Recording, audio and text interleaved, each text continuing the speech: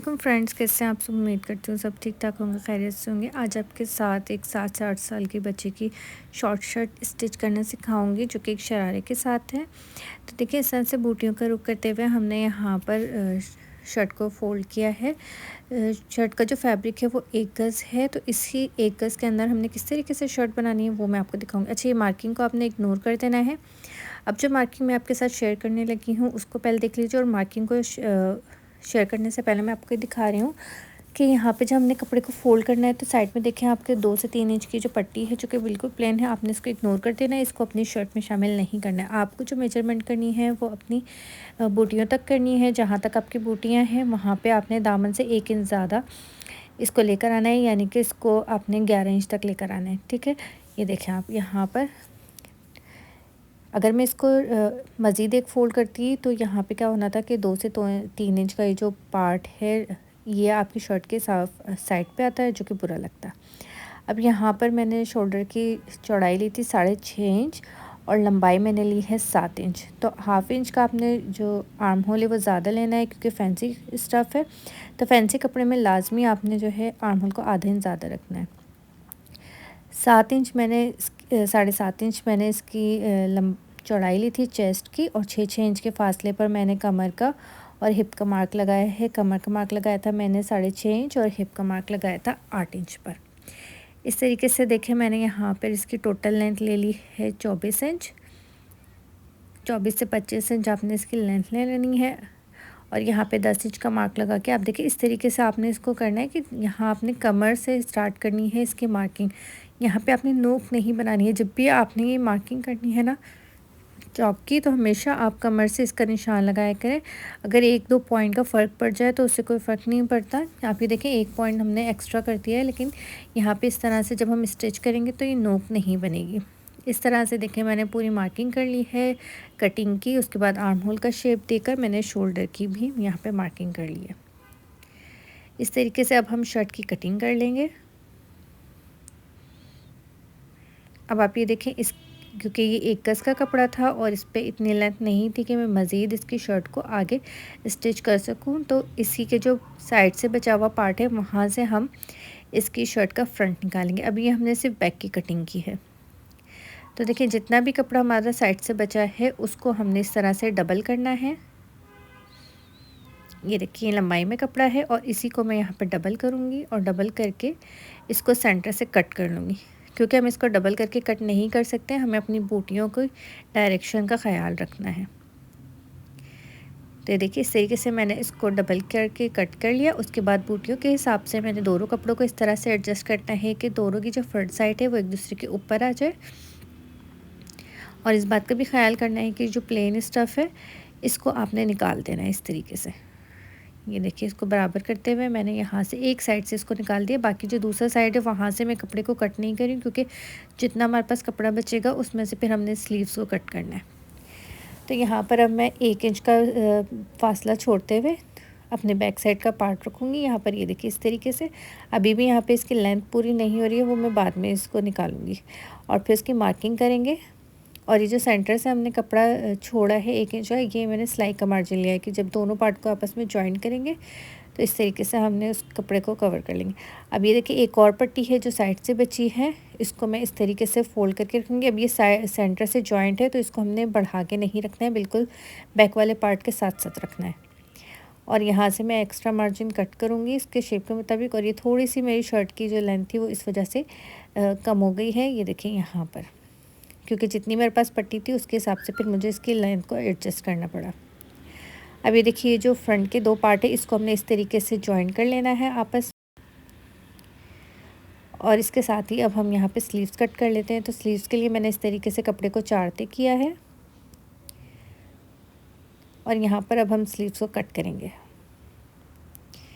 तो यहाँ पर मैं मार्किंग करूँगी 2.5 इंच की, और 2.5 इंच की मार्किंग करने के बाद इस तरीके से स्लीव्स को कट करेंगे। और इसमें जो एक्स्ट्रा थोड़ा सा कपड़ा तकरीबन 1 इंच का लगेगा साइड में, वो मैं आपको बाद में बताऊंगी कि किस तरीके से लगना है। तो वो बहुत ही मामूली सा कपड़ा लगेगा, तो उसको साइड में हम लगा लेंगे आराम से, और वो नज़र भी बिल्कुल नहीं आएगा, वो पूरा का पूरा सिलाई में चला जाएगा। देखिए, 6.5 इंच की मार्किंग आ रही है। इस तरीके से जो बचे हुए पीस है उसी में से हम यहाँ पर इस तरह से पट्टी बना लेंगे। तो पहले हम शर्ट स्टिच कर लेंगे, उसके बाद ये जो बचे हुए पीसेस होंगे उसमें से मैं ये पीस निकाल के और अपने आस्तीन को कंप्लीट करूँगी। अब ये देखें, जो मैंने एक्स्ट्रा फैब्रिक रखा था उनको आपस में मैंने इस तरीके से बाहर की तरफ छोड़ते हुए दोनों पीसेस को जॉइन कर लिया है। अब इसके ऊपर हम नेक बनाएंगे अपनी। तो देखिए, फ्रंट और बैक दोनों की नेक मैंने बुकरम पे तैयार की है। नेक की चौड़ाई 6 इंच है, लंबाई 4 इंच। बैक की नेक की लंबाई मैंने 2.5 इंच रखी है, चौड़ाई सेम है 6 इंच। ठीक है, इस तरीके से एक्स्ट्रा फैब्रिक के ऊपर मैंने कॉटन फैब्रिक के ऊपर इसको पेस्ट किया है बुकरम को, और इस तरीके से इसके बाहर की साइड से एक्स्ट्रा कपड़े को कट करते हुए बाकी के कपड़े को अंदर फोल्ड करेंगे और इसके ऊपर सिलाई लगा देंगे। दोनों नेक में एक साथ ही स्टिच करूँगी और बिल्कुल सेम तरीके से ये स्टिच हो जाएंगे। अब इसके सेंटर की मार्किंग करने की ज़रूरत नहीं, ये जो हमारी सिलाई है यही है, हमें पता है कि ये हमारी सेंटर की मार्किंग है। और इस तरीके से कपड़े को एडजस्ट करते हुए हम इसको स्टिच कर लेंगे।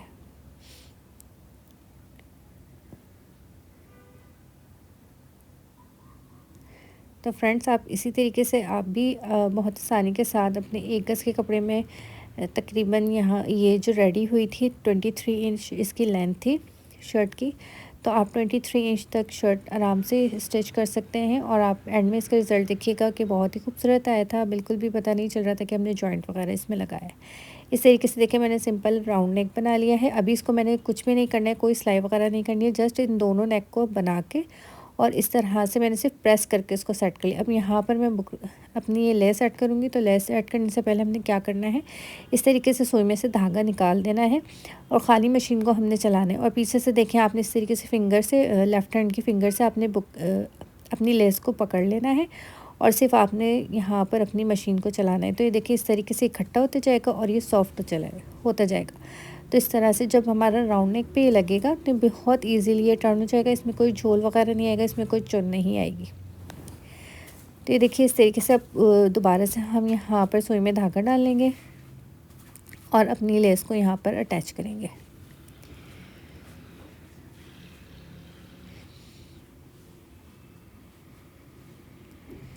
अच्छा, आपने देखिए, जब भी ये लेस लगानी है ना, तो इस तरीके से आपने पीछे से नेक को बिठाते चले जाना है, खींचना नहीं है लेस को, वरना इसके अंदर चुन पड़ जाएगी या गला जो है हमारा खींचा खींचा सा हो जाएगा। तो देखिए, आपने लूज़ हैंड के साथ, और ये देखिए इस तरीके से आपने रखना है गले को।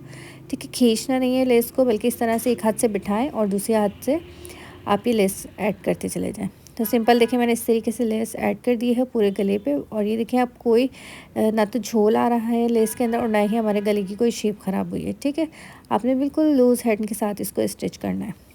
तो यहाँ पर हमारा फ्रंट नेक बनके तैयार हो गया है। अब ये जो बैक नेक है, इसके ऊपर भी हमने कोई स्टिच नहीं किया था। ये देखिए, मैंने सिर्फ इसको प्रेस की मदद से बिठाया था। नीचे हम बैक साइड का गला रखेंगे, ऊपर जो है हमने अपना नेक रखा है फ्रंट वाला, और इस तरीके से दोनों कंधे मिलाएंगे और ये जो नेक थी हमारी, इसको अपने बाहर की तरफ निकाल देना है। ये देखिए, इस तरीके से। और फ्रंट की जो नेक है वो बिल्कुल सिलाई के ऊपर आनी चाहिए। ये देखिए, यहाँ पे ये जो सिलाई है हमारे नेक की, इसके ऊपर से बिल्कुल फ्रंट वाला नेक शुरू होना चाहिए। और इस तरीके से देखिए, हमने शोल्डर को जॉइन कर लिया है। और अब हम जब बैक की नेक को इस तरीके से पीछे की तरफ पलटेंगे, तो यहाँ पर ये देखें, इस तरीके से पूरी जो नेक है हमारी वो गुम सिलाई के साथ रेडी हो जाएगी। ये देखिए, इस तरीके से हम इसको पूरा पीछे पलटेंगे और इसकी तुरपाई कर लेंगे इस तरह से। ठीक है, तो हमारी जो शोल्डर हैं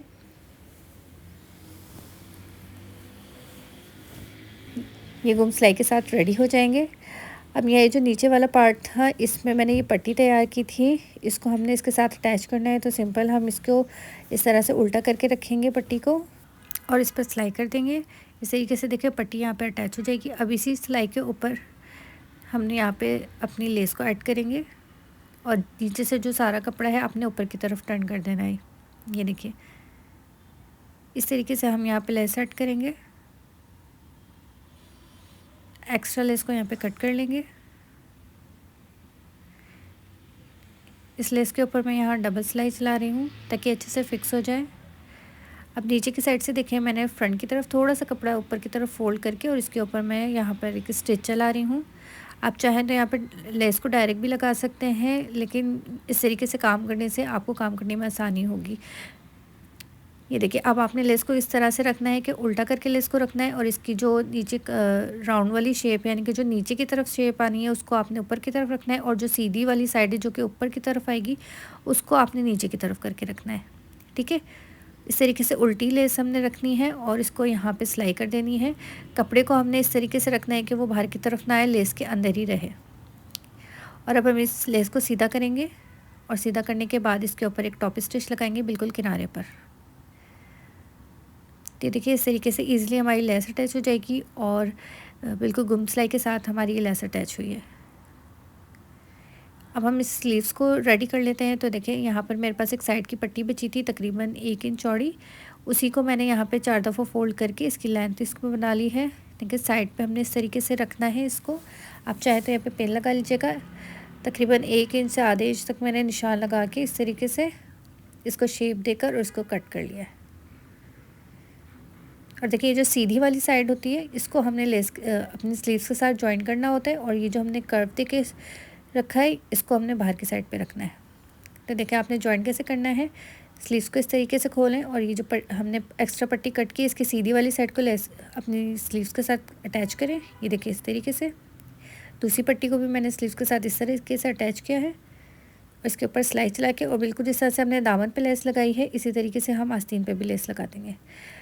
इस तरह से स्लीव्स हमने रेडी कर लिए। अब मैं सेंटर से स्लीव्स को लगाने स्टार्ट कर रही हूँ ताकि जो भी एक्स्ट्रा कपड़ा होगा स्लीव्स का लेंथ में वो बाहर की तरफ हो जाएगा। ठीक है, आप चाहे तो एक किनारे से दूसरे किनारे तक स्टार्ट कर सकते हैं। पहले आप जो है एक्स्ट्रा कपड़े को कट कर लीजिए मेजर करने के बाद स्लीव्स को, और फिर आप एक किनारे से स्टार्ट करके दूसरे किनारे पे ले जाइए। नहीं तो आप जिस तरीके से मैं यहाँ पे दिखा रही हूँ कि आप सेंटर से भी लगाना स्टार्ट कर सकते हैं, और जब आप इसकी फिटिंग की सिलाई लगाएंगे तो वो एक्स्ट्रा कपड़ा हमारा सिलाई में चला जाएगा। इस तरीके से देखिए, स्लीव यहाँ पर अटैच हो गई हैं, दोनों स्लीव्स मैंने अटैच कर ली हैं। अब मैं इसकी साइड फिटिंग की सिलाई लगाऊंगी।